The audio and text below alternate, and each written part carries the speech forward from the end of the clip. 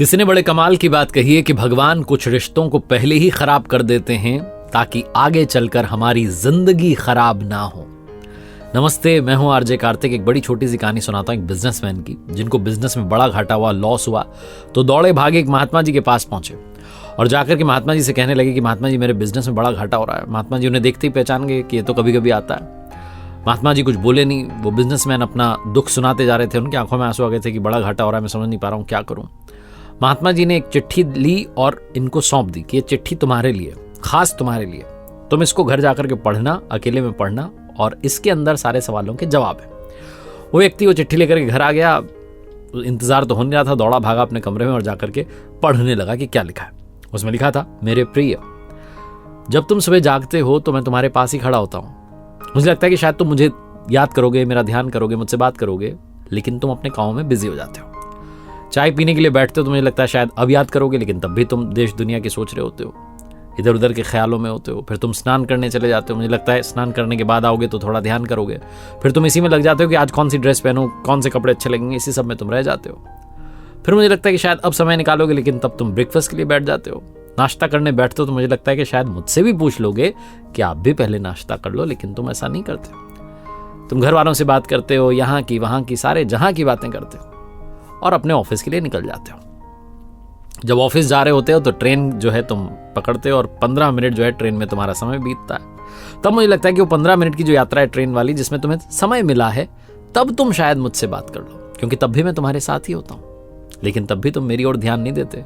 तुम अपने मोबाइल में गेम खेलने लग जाते हो और वो 15 मिनट ऐसे ही बर्बाद कर देते हो। फिर अपने ऑफिस पहुंच जाते हो। ऑफिस में मुझे पता है कि तुम बिजी रहते हो, लेकिन वहां भी तुम अपने लिए 15 मिनट और निकालते हो, जिसे तुम मी टाइम कहते हो, जिसमें सिर्फ तुम अपने लिए समय बिताते हो। लेकिन तब भी तुम अपने चैम्बर में बैठ करके, अपने कैबिन में बैठ करके बस ख्यालों में डूबे रहते हो इधर उधर के। मेरे बारे में तो सोचते ही नहीं। जब तुम ऑफिस से शाम में रवाना होते हो तो मुझे लगता है कि शायद संध्या काल में तुम्हें मेरी याद आएगी, ध्यान करोगे, क्योंकि मैं तो तुम्हारे साथ उस समय भी होता हूँ, लेकिन तब भी तुम मेरा ध्यान नहीं करते। घर आते हो तो मुझे लगता है कि शायद अब 2 मिनट 5 मिनट निकाल लोगे, लेकिन तब भी तुम बिजी रहते हो। डिनर करते हो, फैमिली के साथ टाइम स्पेंड करते हो, फिर टीवी चालू कर लेते हो और टीवी देखते देखते तुम्हें नींद आने लग जाती है। तुम आते हो अपने कमरे में, बीवी को, बच्चों को गुड नाइट बोलते हो और सोने चले जाते हो। मुझे लगता है कि सोने से पहले जो 2 मिनट नींद नहीं आती, उन विचारों में शायद तुम्हें मेरा विचार आ जाए। तुम मेरा ध्यान कर लो, मेरे बारे में सोच लो, कि पूछ लो कि कैसे हो, अपना हाल मुझे बता दो, लेकिन तब भी तुम मेरा ध्यान नहीं करते और मैं ऐसे ही प्रतीक्षा करता रह जाता हूँ। मैं तुमसे बहुत सारा प्रेम करता हूँ और प्रतीक्षा करता हूँ कि कभी तो तुम्हें मेरी याद आएगी। तुम्हें याद आती है मेरी जब तुम्हारा कोई काम अटक जाता है, जब तुम्हें घाटा हो जाता है, जब तुम्हारा नुकसान हो जाता है, तो आते हो तुम दौड़े भागे मेरे पास कि अरे देख लो, लेकिन तब भी तुम आकर के सिर्फ काम बताते हो और तुम्हारा ध्यान मेरी तरफ नहीं रहता। तुम्हारा ध्यान रहता है कि मेरा वो काम हो जाए, मेरा काम पूरा हो जाए, बस बात खत्म।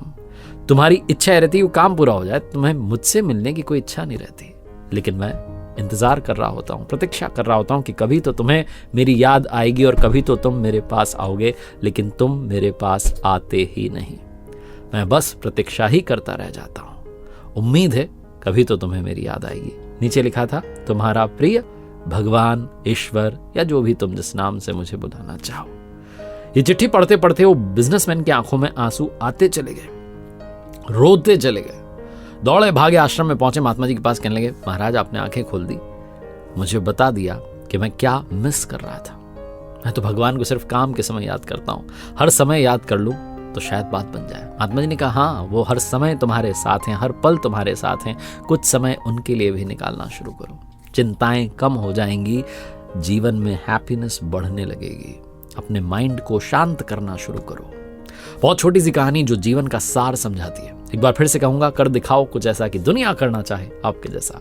याद रखिए, हर सोमवार आप मेरे साथ एक नई कहानी देख सकते हैं मेरे सोशल मीडिया हैंडल्स पर, और मेरी ऑफिशियल वेबसाइट विजिट कीजिएगा जो www.rjkartik.in इस URL पर आपको मिलेगी। यहाँ पर कुछ कोर्सेज हैं जो सिर्फ आपके लिए, जाकर के देखिएगा, आपके काम आ सकते हैं।